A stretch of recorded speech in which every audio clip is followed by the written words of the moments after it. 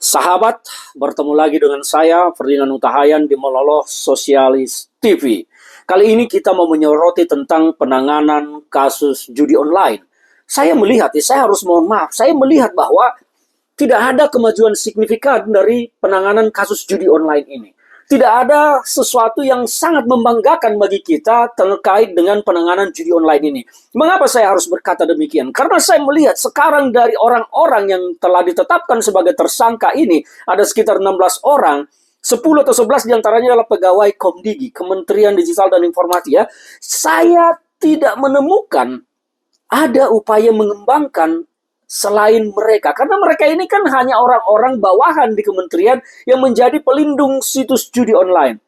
Saya agak tidak yakin kalau mereka adalah atas inisiatif diri sendiri untuk melakukan perlindungan terhadap situs judi online tersebut. Saya tidak percaya. Mengapa demikian? Pertama, salah satu tersangka yang ada di sana awalnya sudah tes di Kominfo zaman dulu di masa Budi Ari menjadi menteri, tidak diterima atau ditolak, tetapi kemudian diterima dan ditempatkan di situ mengurusi soal blokir-blokir situs judi online. Dan ternyata dia bukannya bekerja memblokir tetapi malah melindungi.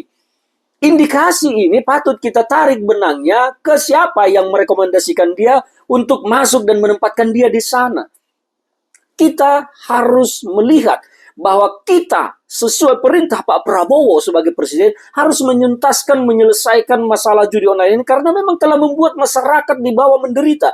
Pelaku judi online ini mayoritas adalah masyarakat kalangan bawah yang memang tidak memiliki pekerjaan tetap dan hidupnya terlalu banyak waktu kosong, bekerja serabutan, mungkin juga para teman-teman yang angkutan online sehingga mereka sambil menunggu order, mereka bermain slot di sini judi online.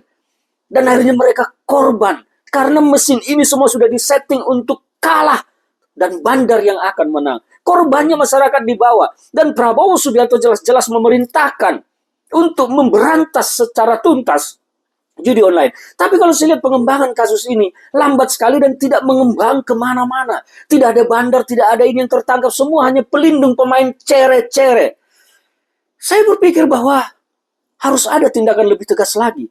Kita kalau mau serius memberantas judi online ini, polisi harus menunjukkan prestasi, membongkar seluas-luasnya. Siapa-siapa mereka ini dan siapa yang memberikan order kepada mereka.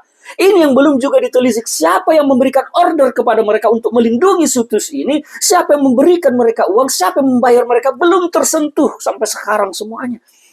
Karena ada banyak situs yang mereka lindungi. Bukan 1, 2, 3, 4, 5.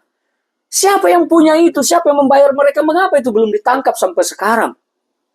Dan kita juga melihat bahwa banyak publik figur artis yang telah pernah diperiksa oleh polisi, tetapi tidak pernah ditindaklanjuti kasusnya sampai sekarang dalam mereka perkara mempromosikan judi online. Bagi saya omong kosong kalau mereka tidak tahu kalau itu adalah judi online. Sangat tidak mungkin mereka tidak mengerti itu. Tapi mengapa kasusnya bertindak? Jadi bagaimana cara kita akan memberantas judi online ini kalau cara penanganannya seperti ini? Mungkin teman-teman penyidik ada keengganan atau apa, saya juga tidak tahu. Tetapi kalau saya melihat perintah Prabowo jelas, habisi, bongkar, berantas, basmi. Ini yang harus kita pegang karena Prabowo sekarang adalah pemimpin tertinggi di negara ini sebagai presiden. Dan kalau pelaku-pelaku mempromosikan itu, bayangkan berapa juta rakyat yang telah menjadi korban atas promosi dari artis-artis tersebut. Ini adalah sebuah kejahatan yang tidak boleh dimaafkan begitu saja.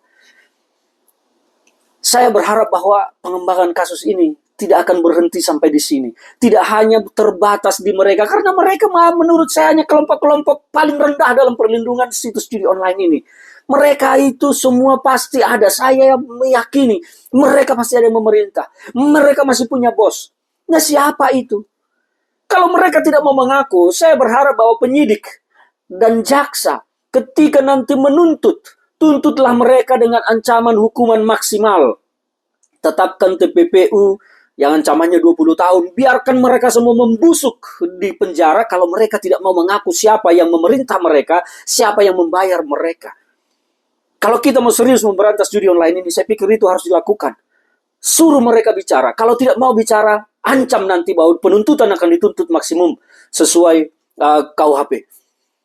Ini harus kita lakukan kalau kita mau serius memberantas judi online di negara ini. Tapi kalau ini hanya sekedar untuk wacana-wacana atau sekedar framing-framing, pembangunan opini segala macam, ya kita mau apa? Kita bisa apa? Kami ini rakyat ini kan hanya bisa berbicara mengkritik karena bukan kami yang memegang kebijakan dan tongkat komando.